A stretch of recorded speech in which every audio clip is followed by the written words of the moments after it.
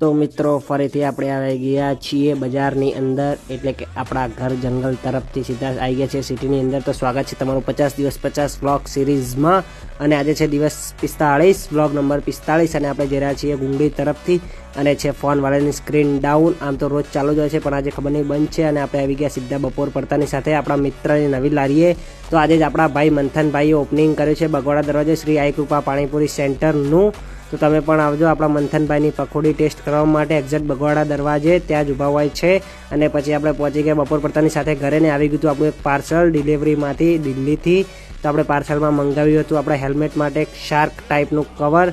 તો આપણે એનું કરી રહ્યા હતા અનબોક્સિંગ. અને આ છે કવર. તો આપણે હવે આને ફટાફટ લગાવીએ આપણા હેલ્મેટની અંદર અને પછી બતાવીએ કેવું લાગી રહ્યું છે. સોરી, મારી તબિયત ખરાબ છે એટલે કમેન્ટમાં જણાવજો કેવું લાગી રહ્યું છે કવર.